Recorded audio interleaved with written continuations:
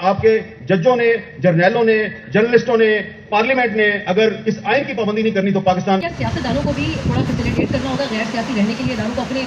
ناظرین کرام، آپ یہ ویڈیو دیکھیے پھر اس پر ڈیٹیل میں بات کرتے ہیں۔ سیاستدان بھی اپنے جذبات کو سنبھال کے رکھیں اور ادھر چھیڑم چھاڑی نہ کریں تاکہ غیر سیاسی سے نکل کے سیاسی نہ ہونا پڑے۔ سیدھی بات ہے، میں بار بار ریپیٹ کر رہا ہوں، ایک ہی بات بار بار ریپیٹ کر رہا ہوں۔ میں نے ابھی آپ کو یہ بچی جو بیٹھی ہوئی ہے اس کی مثال دی، اس کے باپ کے ساتھ جو ہوا ہے، آج دیکھیں نا 15-16 سال ہو گئے ہیں، اس کا باپ نہیں آیا اس کے پاس۔ یہ پاکستان کے آئین کے آرٹیکل 10 کی خلاف ورزی ہے۔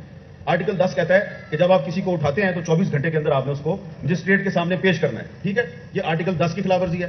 سپریم کورٹ کا 2015 کا فیصلہ ہے کہ آئندہ سے سپریم کورٹ کے تمام فیصلے اردو زبان میں لکھے جائیں گے اور جاری کیے جائیں گے، لیکن سپریم کورٹ آف پاکستان آج بھی اپنے فیصلے کی خود خلاف ورزی کر رہی ہے، خود توہین عدالت کی مرتکب ہو رہی ہے اور اپنا کوئی فیصلہ اردو میں جاری نہیں کرتی۔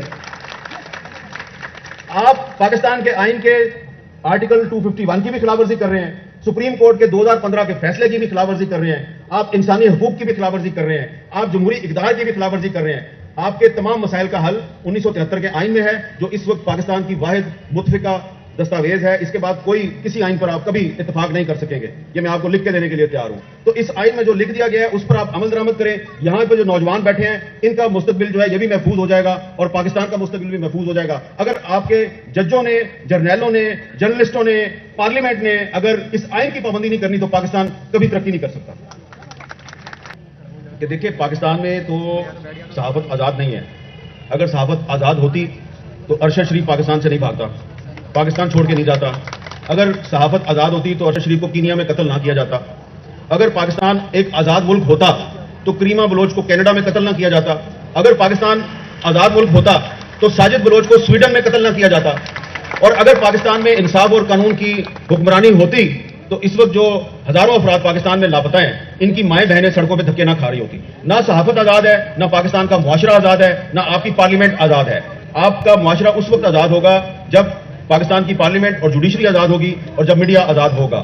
تو اگر پاکستان میں آپ کو صحافت میں لگ رہا ہے کہ ڈیٹیریوریشن آ رہی ہے، انحطاط آ رہا ہے، تو یہ آپ کو معاشرے کے ہر طبقے میں نظر آئے گا۔ لیکن مجھے تھوڑی سی امید یہ ہے کہ دیکھیں یہاں پہ جو اتنی بڑی تعداد میں نوجوان ہیں اور بزرگ بھی بیٹھے ہیں یہاں پہ، تو یہ سب لوگ آپ کی اور میری باتیں سن رہے ہیں۔ حالانکہ ہم اس قابل تو نہیں ہیں کہ ہماری باتیں سارے لوگ سنیں، لیکن یہ کسی امید میں آیا نا اور ہر قسم کی بات سن رہے ہیں، اور جب ہم اپنے آپ کو غدار کہتے ہیں تو یہ تالیاں بجاتے ہیں۔ تو اس کا مطلب ہے کہ پاکستان کا مستقبل روشن ہے۔ پاکستان کے لوگ جو ہیں وہ اختلاف رائے کی آزادی جو ہے اس پہ یقین رکھتے ہیں۔ پاکستان کے لوگ جمہوریت پہ یقین رکھتے ہیں۔ پاکستان ایک جمہوریت پسند تحریک کی پیداوار ہے۔ قائد اعظم محمد علی جناح ایک جمہوریت پسند، آئین پسند سیاستدان تھے۔ تو اگر ہم قائد اعظم کے راستے پہ چلیں گے تو اس پاکستان میں بلوچستان کو بھی اس کے حقوق ملیں گے، سندھ کو بھی ملیں گے، خیبر پختونخوا کو بھی ملیں گے، پنجاب کو بھی ملیں گے، کشمیر اور گلگت بلتستان کو بھی ملیں گے، اور صحافیوں کو بھی ان کے حقوق ملیں گے۔ لیکن اگر آپ قائد اعظم کے راستے پہ نہیں چلیں گے تو پھر آپ اور میں اسی طرح جدوجہد تو ہم جاری رکھیں گے، باز نہیں آنا ہم نے اپنی باتیں کرتے رہنا ہے اور مایوسی کا شکار نہیں ہونا۔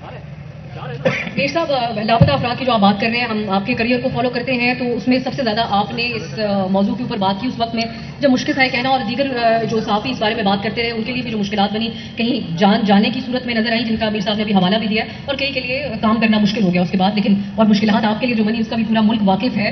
میں یہ چاہوں گی کہ آپ ایک تو یہ بتائیں کہ آپ کا جو اوور آل سفر رہا صحافت میں، اس میں سب سے زیادہ مشکل جس کا اگر آپ نے ماضی میں کبھی ذکر نہ کیا ہو، خاص طور پہ آج کے اس موقع کی مناسبت سے اگر آپ بات کریں، کون ایسا موقع رہا یا کون سا ایسا موضوع رہا جو سب سے زیادہ مشکل رہا؟ کیا وہ لاپتہ افراد کے حوالے سے بات کرنا ہی ایک ایسا موضوع تھا؟ اور دوسری بات اسی میں اگر اپنے جواب میں آپ یہ کہیے کہ جو اب سول سوسائٹی ہے اور جو صحافی ہیں، یہ ان کو معلوم ہے کہ ان کی جان بھی خطرے میں ہو جاتی ہے، لیکن کس طریقے سے وہ اپنا رول پلے کر سکتے ہیں اور اپنی جان کی حفاظت کو یقینی بناتے ہوئے، کیا کوئی شعر و شاعری میں بات کی جائے، کارٹون بنا کے بات کی جائے، یا سیدھے سیدھے اپنے الفاظ رکھ دیے جائیں؟ آپ کے سوال کا جو آخری حصہ ہے میں اس کا جواب پہلے دوں گا۔ دیکھیں، پہلی بات تو یہ ہے کہ جب آج سے کچھ سال پہلے مجھے لوگ کہتے تھے نوجوان کہ جی ہم صحافی بننا چاہتے ہیں، تو میں کہتا تھا بالکل بنے، اور کیسا پیش ہے صحافت، میں کہتا تھا ضرور صحافت میں آئیں۔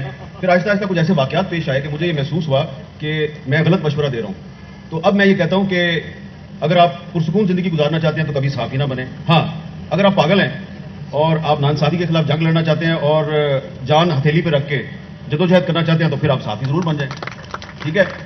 تو صحافت صرف صحافت نہیں بلکہ سیاست بھی پاکستان میں بڑی مشکل ہے۔ یہاں پہ میں بہت سے ادیبوں کو جانتے ہیں، سہیل بنائی صاحب بیٹھے ہیں، ان کی کتاب جو ہے وہ آئی، ابھی بات ہو رہی تھی پچھلے سیشن میں، یہ کمپنی نہیں چلے گی، تو بڑی زیادتی ہوئی۔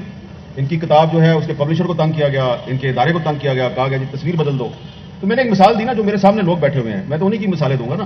تو کس طرح میں کہہ دوں کہ صحافت پاکستان میں ایک بڑا پروکار اور بڑا باعزت پیشہ ہے. یہاں پہ تو میں کہتا ہوں کہ مردوں کو چھوڑ دیں, آپ بھی ایک عورت ہیں اور ایک صحافی بھی ہیں ساتھ میں. پاکستان میں ایسا ماحول جان بوجھ کے بنایا جا رہا ہے کہ جو نوجوان لڑکیاں ہیں, نوجوان فیمیل جرنلسٹ, وہ آگے نہ جائیں اور ان کو ڈسکریج کیا جاتا ہے اور ان کو پیچھے کی طرف دھکیلنے کی کوشش ہوتی ہے. حالانکہ میں اخبار کا ایڈیٹر بھی رہا ہوں, میں نے ٹی وی چینل جو ہے اس کی لانچنگ سے لے کے اب تک میرا اس میں کردار رہا ہے. میں یہ سمجھتا ہوں کہ مردوں کی نسبت پاکستان کی جو خواتین ہیں وہ زیادہ اچھی صحافی ہوتی ہیں. اور ایک خاتون جب آپ کے نیوز روم میں آ جاتی ہے نا, صرف ایک خاتون, تو آپ کے پورے نیوز روم کا ماحول ٹھیک ہو جاتا ہے. میں نے ایک دفعہ ایک نوجوان صحافی تھی, میں نے اس کو کرائم رپورٹر بنا دیا, کیونکہ خواتین سے کرائم کی بیٹ نہیں لی جاتی. خواتین سے کون سی بیٹ لیتے ہیں, ان کو کون سی بیٹ دیتے ہیں, ہیلتھ کی دے دی, ایجوکیشن کی دے دی. اور اگر افسا کومل جو ہے وہ اینکر بن جائے تو کہتے ہیں دیکھیں نا یہ تو نیوز ریڈر تھی, اس کو کیوں اینکر بنا دیا.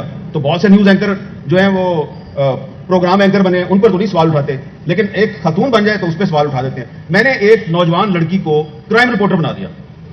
وہ جب کرائم رپورٹر بنی تو اس نے اسلام آباد شہر کی پولیس کو آگے لگا لیا, اور کچھ دن کے بعد شہر کے بڑے نامی گرامی کرائم رپورٹر جن کا تعلق مختلف اخبارات سے تھا, اکٹھے ہو کے میرے پاس آ گئے. اور ساتھ میں صحافیوں کے ایک لیڈر بھی میرے ساتھ, ان کے ساتھ آ گئے, وہ بھی کرائم رپورٹر تھے. انہوں نے کہا جی آپ کی مہربانی, یہ اس بچی کا نام لیا, اس کو کرائم کی بیٹ سے ہٹائیں, اس کو کوئی ہیلتھ کی ایجوکیشن کی بیٹ دے دیں. میں نے کہا کیا اس نے؟ کہتے ہیں جی روز مسنگ ڈالتی ہے, روز ایسی خبر دیتی ہے کرائم کی جو ہم نے نہیں دی ہوتی, تو ہماری بڑی کھچائی ہوتی ہے.